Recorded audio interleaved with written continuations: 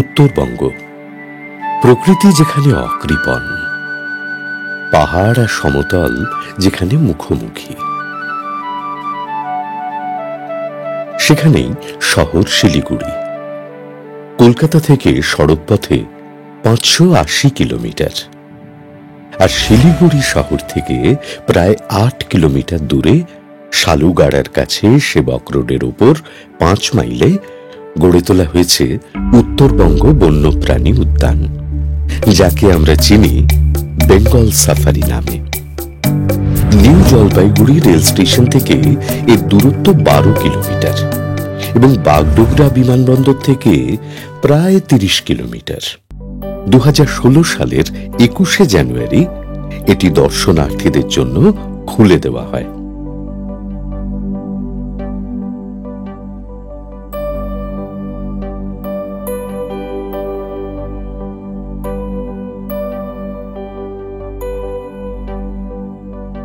সকালবেলা সেখানে হাজির হয়ে দেখি এই উদ্যানের বন্য প্রাণীদের নিরাপত্তার কথা ভেবে কোনো রকম সংক্রমণ যাতে না ছড়ায় তার জন্য এক বিশেষ রাসায়নিক ছড়িয়ে দেওয়া হচ্ছে প্রবেশদ্বারে।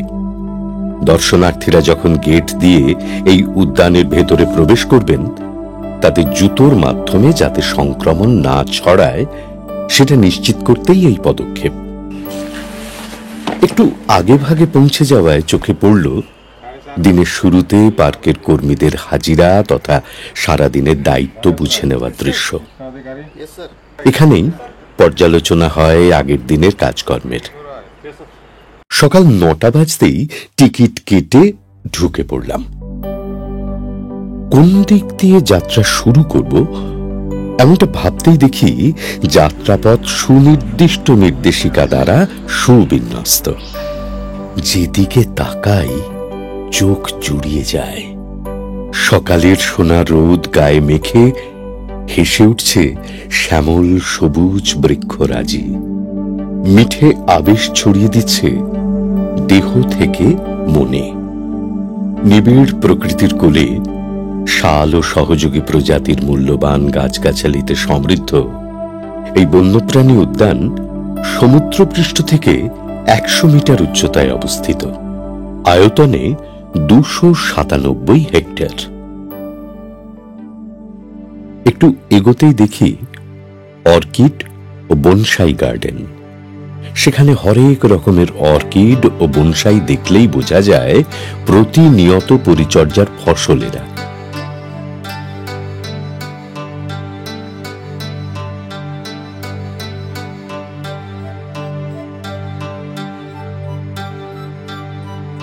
রয়েছে প্রজাপতি সংরক্ষণের ব্যবস্থা।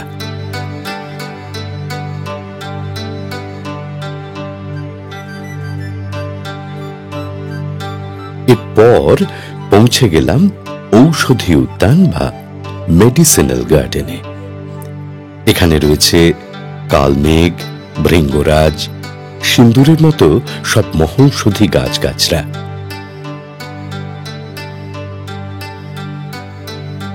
আমাদের জীবন ও স্বাস্থ্য রক্ষায় প্রয়োজনীয় শতাধিক প্রজাতির ঔষধি গাছ ও তাদের গুণাগুণ বর্ণিত রয়েছে এই উদ্যানে। যেতে যেতে দেখতে পেলাম এই উদ্যানের কর্মীরা কেউ ঝাড়পোছ করছেন, কেউ বা আগাছা পরিষ্কার করে পরিচ্ছন্নতা রক্ষায় ব্যস্ত, কেউ আবার গাছে জল দিয়ে গাছের যত্ন করছেন। আসলে এই বন্যপ্রাণী উদ্যানের ভেতরের পথঘাট এতটাই ঝকঝকে তকতকে যে এক নজরে দেখলেই বোঝা যায় এখানকার কর্মীরা কতটা যত্নের সঙ্গে তাদের দায়িত্ব পালন করেন। ও হ্যাঁ, আরেকটা বিষয় উল্লেখ করতেই হবে, এই উদ্যানে থার্মোকল ও প্লাস্টিক ক্যারিব্যাগের ব্যবহার সম্পূর্ণ নিষিদ্ধ।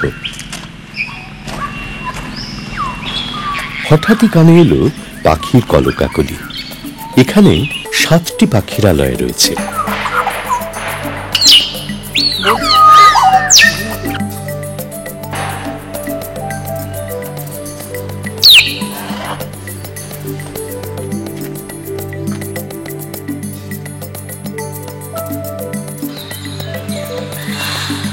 গোল্ডেন ফেজেন্টকে দেখে মনে হলো প্রকৃতি তার সমস্ত রং উজাড় করে একে সাজিয়েছেন মনের মতো করে।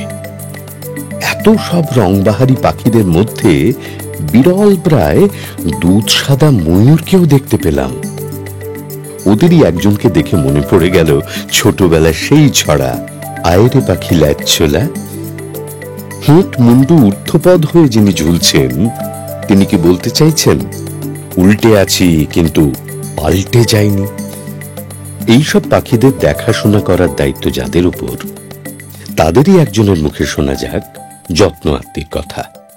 सुबह 6 बजे आता हूँ यहाँ पर, और जितना भी बर्ड्स है यहाँ पर उसको फीडिंग देते हैं हम लोग।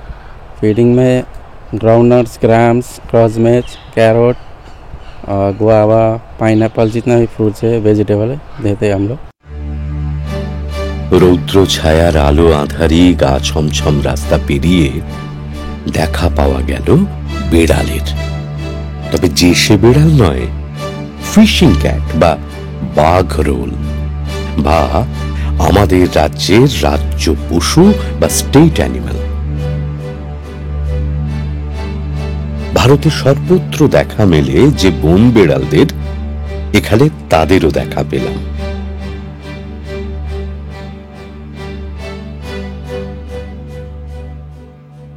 আমরা 10% মতো এক্সোটিক অ্যানিমাল রাখতে পারি, তাই জন্য আমাদের কাছে বিভিন্ন ধরনের কিছু এক্সোটিক পাখি আছে, যেমন ম্যাকাও আছে, কিছু ধরনের টিয়া আছে যারা এক্সোটিক বিদেশি পাখি। কিন্তু এছাড়া বাকি যে কটা অ্যানিমাল আছে, সে বাঘ হোক, লেপার্ড হোক, ভাল্লুক হোক, এরা কিন্তু আমাদের এখানকারই নেটিভ। আমাদের মোট 34টি স্পিসিস আছে, তার মধ্যে 16টি এন্ডেঞ্জার। এই পার্কের একটি গুরুত্বপূর্ণ বিভাগ হচ্ছে রিসার্চ কাম এডুকেশন সেকশন। এই রিসার্চ অ্যান্ড এডুকেশন সেকশনের মূল দায়িত্বই হচ্ছে অ্যানিমালদের বিহেভিয়ারকে স্টাডি করা, অ্যানিমালের বিহেভিয়ার স্টাডি করা, ওদের কোন খাবারটা ওরা বেশি প্রেফার করছে, কোনটা খাচ্ছে না সেইটাকে দেখা, এনরিচমেন্ট করা। এছাড়াও যেটা আসে এডুকেশন সেকশনের কাজ হচ্ছে, আমরা বিভিন্ন জাতীয় এবং আন্তর্জাতিক যে দিবসগুলো আছে, মানে যেগুলো পরিবেশ ওরিয়েন্টেড, পরিবেশ রিলেটেড যে দিবসগুলো, সেগুলোকে আমরা সেলিব্রেট করি। সেলিব্রেট করা মানে হচ্ছে আমরা বিভিন্ন স্কুল, কলেজ এবং আশেপাশের যে পার্শ্ববর্তী যে গ্রামাঞ্চলের মানুষ আছেন, তাদের নিয়ে অ্যাওয়ারনেস ক্রিয়েট করা। আমরা তাদেরকে ওই বার্তাটা পৌঁছে দিই যে কেন আমাদের নেচার বা ওয়াইল্ড লাইফ আমাদের সংরক্ষণ করা দরকার।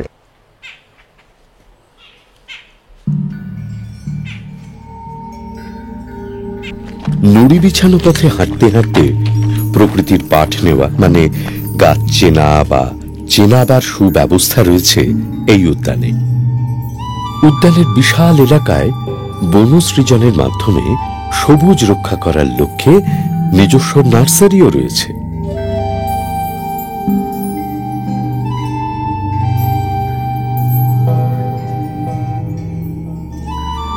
পায়ে পায়ে এগিয়ে যেতেই চোখে পড়ল ছোট্ট একটা কাঠের সেতু। সেতুটি উদ্যানের পরিবেশের সঙ্গে দারুণ মানানসই এবং নান্দনিক। সেই নান্দনিকতার স্পর্শ নিয়ে পায়ে পায়ে পৌঁছে গেলাম কুমির উদ্যানে। কুমিররা তখন অলস বেলায় রোদ পোহাচ্ছে আয়েশ করে। দেখে বোঝার উপায় নেই কুমিরটি জ্যান্ত নাকি পাথরের মূর্তি। তার ধ্যান ভাঙতেই বোঝা গেল তিনি আছেন সজ্ঞানী।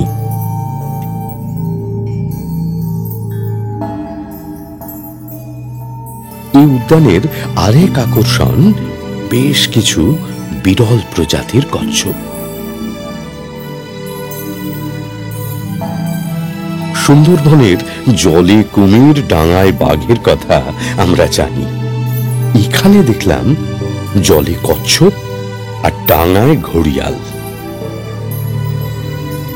ঘড়িয়াল মুখ খুলতেই তীক্ষ্ণ দাঁতগুলোর দিকে তাকিয়েই মুখ ঘুরিয়ে নিলাম, কিন্তু মুখ ঘোরাতেই দেখি কচ্ছপ আর ঘড়িয়ালের বন্ধুত্বের ছবি। কি বলবো একে, শান্তিপূর্ণ সহাবস্থান নাকি পড়শি প্রীতি?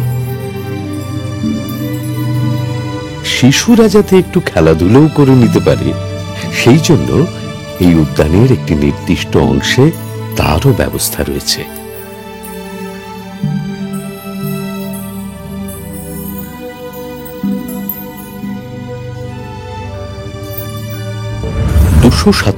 হেক্টর এলাকা জুড়ে বিস্তৃত এই উত্তরবঙ্গ বন্যপ্রাণী উদ্যান বা বেঙ্গল সাফারির মধ্যে রয়েছে 4টি বড় সাফারি।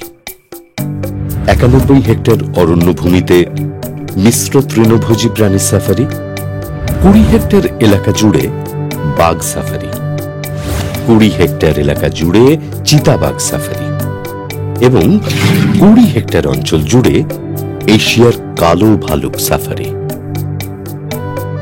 এই সাফারিগুলোর জন্য রয়েছে 10টি বাতানুকূল বাস। পর্যটকদের নিরাপত্তা সুনিশ্চিত করতে বাসগুলি কাঁচের জানলায় ঘেরা। এই কাঁচের জানলাগুলো ইচ্ছেমতো খোলা যায় না। বাসগুলোর গায়ে জঙ্গলের সবুজ। গাড়ির চালকরা সবাই বিশেষভাবে প্রশিক্ষিত। প্রত্যেক সাফারিতে ঢোকার আগে গাড়ির চাকা ভিজিয়ে নিতে হয় ওষুধি রাসায়নিকে। প্রথমেই মিক্সড হার্বিভার বা মিশ্র তৃণভোজী প্রাণীদের সাফারি। একটু এগোতেই দেখি ছোট্ট নদী সিংহছোরা।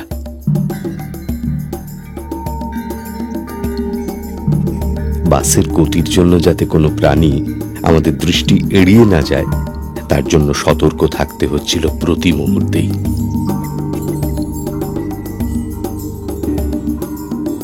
চলতে চলতেই দেখা হচ্ছিল অসংখ্য চিতল হরিণের সঙ্গে। কখনো আমরা ওদের দেখছিলাম, আবার কখনো ওরা আমাদের। হরিণের অন্য প্রজাতিও আছে এখানে, হক ডিয়ার, সম্বর, বাকিং ডিয়ার, সোয়াম্প হরিণ। একে একে তাদের সঙ্গেও দেখা হলো। তারাও আছে বেশ। একেবারে প্রকৃতির কোলে, অরণ্যের নিজস্ব পরিবেশে।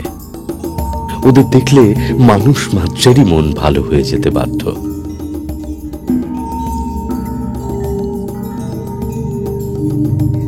এবার আমাদের গন্তব্য এশিয়াটিক ব্ল্যাক বিয়ার সাফারি। খুলে গেল একে একে 2টি গেট। শীতের দুপুরেও বেশ গা ছমছমে পরিবেশ। এখানে রয়েছে 4টি ভালুক, 2টি পুরুষ, 2টি স্ত্রী ভালুক। ভালুকের সন্ধানে যখন আমরা আঁতি পাঁতি করে জঙ্গল খুঁজে বেড়াচ্ছি, হঠাৎই দেখতে পেলাম ভালুক মশাই আপাতত গাছের মগডালে চড়ে বসেছেন। এ কি স্বাভাবিক প্রবৃত্তি নাকি দাম্পত্য কলহের কারণে এই বৃক্ষারোহণ বুঝে ওঠার আগেই এগিয়ে চলল আমাদের গাড়ি। এবার কার্নিভো সাফারি। অ্যানিমালস পার্কের এই অংশটুকু মাংসাশী প্রাণীদের জন্য নির্দিষ্ট। প্রথমে লেপার্ড সাফারি। ঢুকে পড়লাম চিতাবাঘের ডেরায়। খানিক এগোতেই দেখি দৃপ্ত ভঙ্গিতে হেঁটে যাচ্ছে একটি পূর্ণবয়স্ক চিতা। আমরা যেমন তাকে দেখছি, সেও আমাদের প্রতি নজর রাখছে। জঙ্গলের মধ্য দিয়ে সে হেঁটে যাচ্ছে নিজস্ব ছন্দে।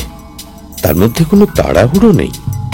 গায়ের হলুদ কালো ছোপ যেন নবাবী মখমল। একটু এগুতেই দেখতে পেলাম আরো একটি। তিনি আবার মাচানের তলায় বসতে বেশি পছন্দ করেন। আরো এগিয়ে জঙ্গলের গভীরে দেখলাম আপন মনে ঘুরে বেড়াচ্ছে আরো একটি পূর্ণবয়স্ক চিতা। অরণ্যের গভীরে একেবারে প্রাকৃতিক পরিবেশে এভাবে নাকের ডগায় চিতাবাঘ দেখতে পাওয়ার আনন্দে আমরা তখন রীতিমতো উত্তেজিত। কিন্তু আমাদের আশ্চর্য হওয়ার মতো আরো ঘটনা তখনও বাকি। এবার টাইগার সাফারির দরজায়।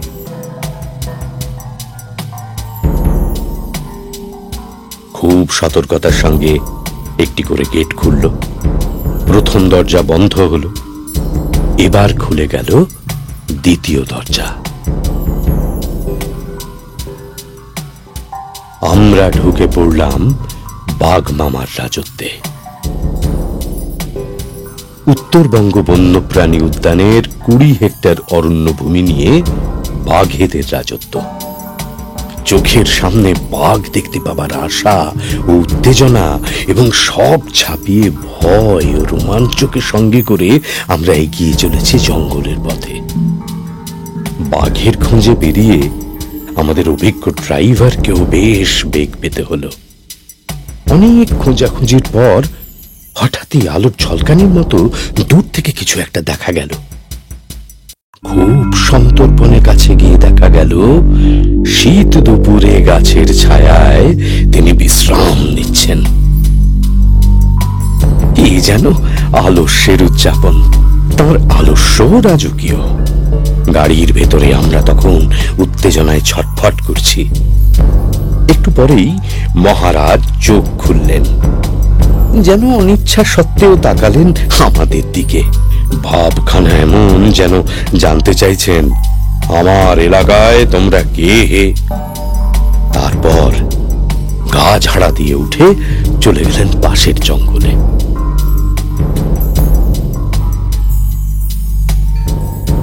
কিন্তু পরক্ষণেই জঙ্গল কাঁপানো হুঙ্কার দিয়ে এগিয়ে এলেন আমাদের গাড়ির সামনে, একেবারে মুখোমুখি।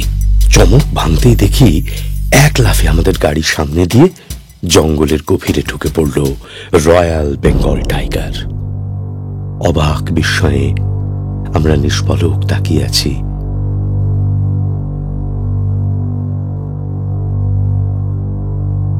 গাছের ফাঁকে ফাঁকে তার মেজাজি চলন, তার দৃপ্ত পদচারণার দিকে অপার বিস্ময় আর আনন্দ নিয়ে ফিরছি সাফারি থেকে।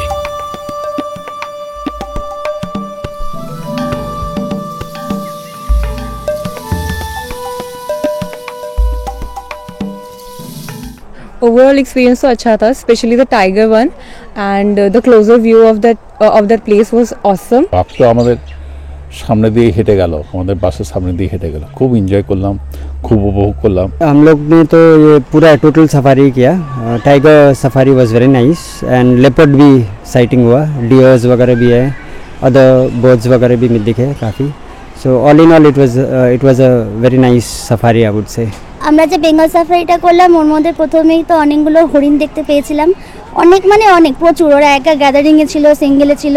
আর সব থেকে ভালো লাগলো সেটা হচ্ছে যে আসল জিনিস রয়্যাল বেঙ্গল টাইগারটা অনেক ভালোভাবে আমাদেরকে পোজ দিয়েছে, আমরা ছবি তুলেছি, ওকে দেখেছি। বাচ্চাদের দেখার মতন জিনিস, খুব আনন্দিত হলাম দেখে, আরো বাঘ দেখে আরো সুন্দর লাগলো। टाइगर देखने में बहुत अच्छा लगा, बहुत पास से देखा था। The overall experience was amazing. I liked the place.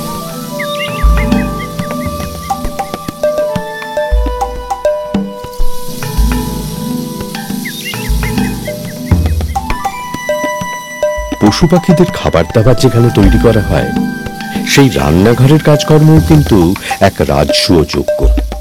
কত খাদ্যশস্য, ফলমূল, তরিতরকারি, মাংস, ডিম, দুধ প্রতিদিন এই রান্নাঘরে প্রয়োজন হয়। রান্নাঘরের কর্মীরা এখানে উদয়াস্ত ক্লান্তিবিহীন কাজ করে যান, যা চোখে না দেখলে বিশ্বাস করা যায় না।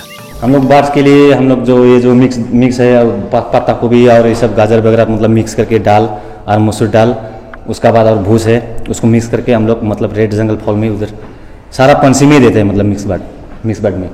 और उसके बाद ये जो फ्रूट्स वगैरह है ये सब मतलब ये मेकाओ, काकातुआ, गेला पैरट, ये सब जो है इसके लिए दिया जाता है उसमें भी। और फिर ये जो भुट्टा हो ना, भुट्टा भी दिया जाता है। और उसका बाद और एडजुटिन स्टॉक जो है उसमें फिश दिया जाता है। और उसका बाद वो वाइट पिकॉक में उसमें ये सब आपेल, प्याज, और उसका बाद ये छातू मिक्स करके दिया जाता है। और फिर इधर जंगल केयर में ये सब में चिकन।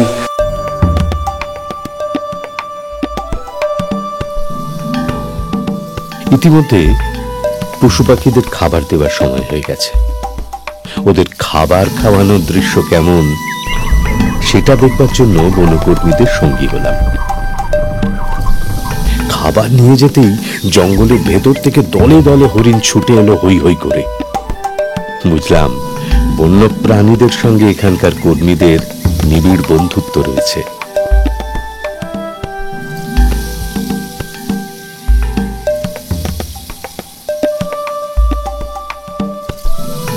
বানর, বুনো শুকর, ময়ূরেরাও খেতে এলো।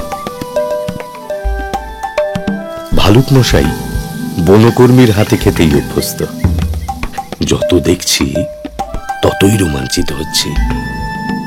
এটা ভেবে ভালো লাগছে যে এই উত্তরবঙ্গ বন্যপ্রাণী উদ্যান প্রকৃতি আর বন্যপ্রাণের মধ্যেকার অকৃত্রিম সম্পর্ককে সাফল্যের সঙ্গেই সংরক্ষণ করছে।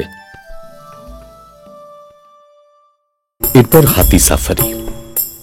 এই উদ্যানে দুটি হাতি রয়েছে, লক্ষ্মী ও উর্মিলা। হাতি সাফারিতে যে এত আনন্দ, সেটা হাতির পিঠে চেপে না বসলে বোঝা যাবে না। আমাদের পিঠে নিয়ে হাতি চলল জঙ্গলের পথে।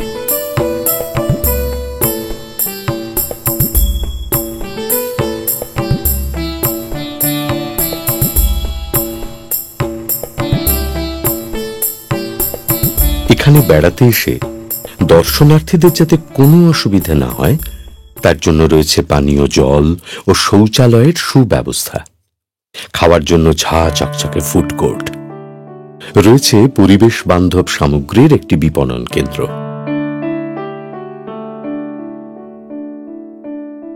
অসুস্থ, বয়স্ক বা এমনি কেউ চাইলে ব্যাটারি চালিত গল্ফ কার্ট ভাড়া করে এই উদ্যান ঘুরে বেড়াতে পারেন। নিখরচায় পাওয়া যায় হুইল চেয়ারও।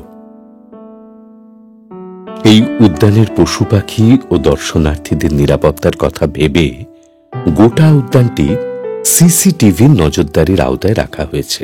যেহেতু একটা এলিফ্যান্ট মুভমেন্ট করিডোরের মধ্যে আছে, তো সেই জন্য আমাদেরকে এখানে এলিফ্যান্ট নিয়েও, যেরকম আমরা ফরেস্টের মধ্যে এলিফ্যান্ট ডেপ্রিডেশনকে ম্যানেজমেন্ট করি, তো এইরকমই আমরা এখানে এলিফ্যান্ট ড্রাইভিংয়ের জন্য আমাদের প্রোটেকশনের দুটা স্কোয়াড আছে, সেরা 1 অ্যান্ড সেরা 2। তো এই দুটাই স্কোয়াড আমাদের 24 আওয়ার্স, দিনের বেলাও রাত্রিবেলাও আমাদের এখানে পোস্টেড থাকে ওরা। আর রাত্রিবেলা এরা টোটাল এরিয়াকে একটা স্কোয়াড বাইরে এক্সটেরিয়র বাউন্ডারি ওটা পেট্রোলিং করে। এই উদ্যানের বাসিন্দাদের সুস্থ রাখতে এবং বনাঞ্চল থেকে উদ্ধার করা পশু পাখিদের চিকিৎসার জন্য এই উদ্যানের নিজস্ব চিকিৎসালয় রয়েছে।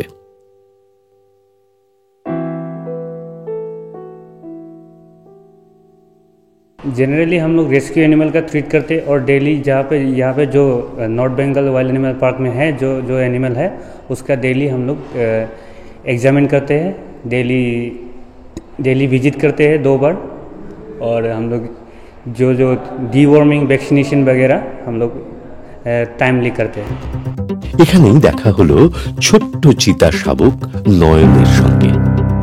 নয়ন প্রাণচঞ্চল, ছটফটে এবং দারুণ আমোদে। আচ্ছা, ওকে কি আহ্লাদি ডানপিটে বলা যায়? ওর বয়স এখন 5 মাস। মর্নিংয়ে মাংস দেওয়া হয়, ইভিনিংয়ে মাংস দেওয়া হয়, নাইটেও মাংস দেওয়া হয়।